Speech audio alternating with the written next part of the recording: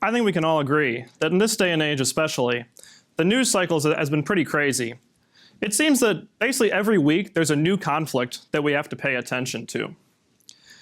One thing, incidentally, that unites a lot of these conflicts is the fact that they directly or indirectly have to do in some way with small powers and their foreign policy orientation and changes in it. From Ukraine to the Gulf to Latin America, small powers and their foreign policy are more in the news now and more in the spotlight than ever before.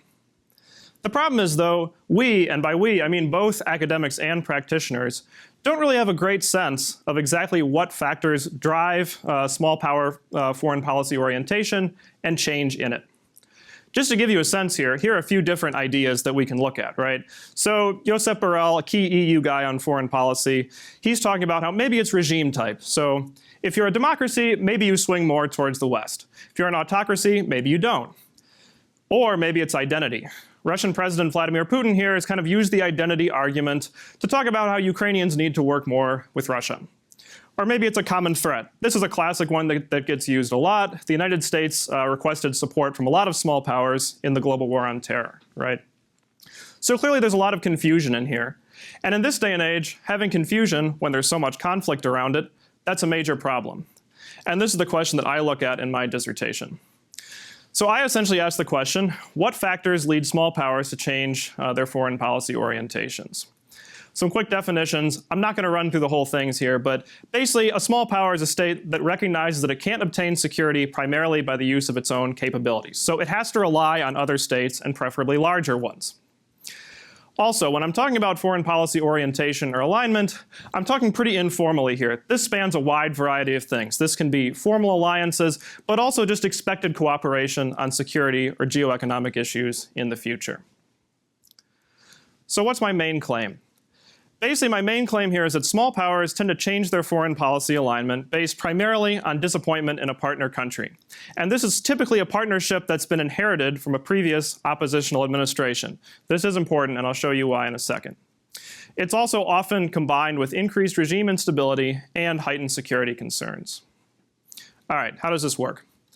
First of all, it's important to note that realignment is costly. Especially for small powers, which rely on other states and often have to deal with some serious security dilemmas. There's also reputational dilemmas involved here as well. So my variables have to be able to balance out these costs. So first of all, disappointment really helps with this. I mean, obviously, if you're disappointed with a partner, period, that means the value of the relationship has gone down.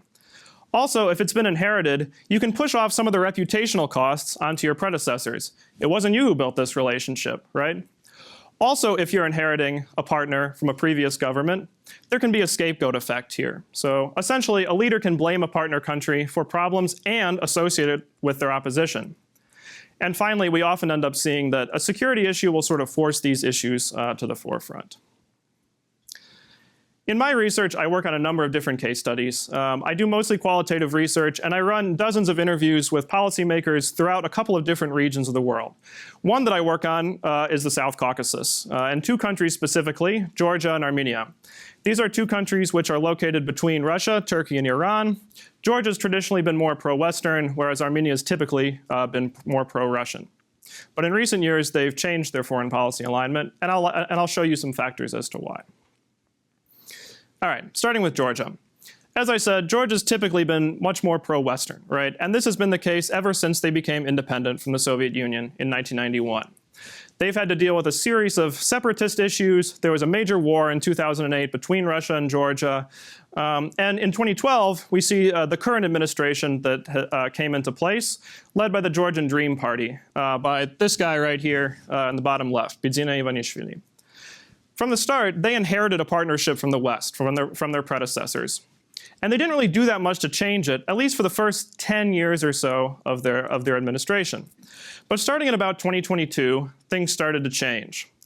And basically, Georgia switched from being a staunch Western ally to Ivanishvili actually being sanctioned by the United States, and they backed out of the security partnership with the US.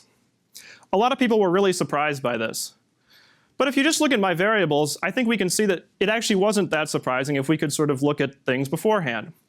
First of all, in 2022, there was a key security shock that happened. Not directly to Georgia, but we understand that it was directed against a country that had a pro-Western orientation at the time, Ukraine, right? So Georgia's worried. These variables are going to matter. Second of all, there was disappointment in an inherited partner. Georgian Dream had inherited the West as a partner, but the West wasn't that great. We didn't come to Georgia's defense in 2008. There was a lot of perceptions that the West and the EU and NATO were moving really slowly in integrating Georgia into Euro-Atlantic institutions. So they weren't seen as particularly credible. And also, Georgian Dream itself had concern that there was a rising pro-Western domestic opposition to the government. They'd had some seriously contested elections in 2018, and they actually had to falsify some election results in the 2020s, which led to mass protests. Basically, shifting away from the West, they could place a lot of blame on the West, and they could shift off some blame onto their opposition as well. Moving to Armenia, we see kind of the opposite case, but the same variables at work here. As I mentioned before, Armenia typically had more of a pro-Russian bent. Basically, this was the case, again, since independence. But in 2018, this guy, Nikol Pashinyan, a populist, comes to power in a revolution. He, again, inherits a relationship with Russia, and he kind of sticks to it for the first couple of years or so. But then from 2020 to 2023, things started to change.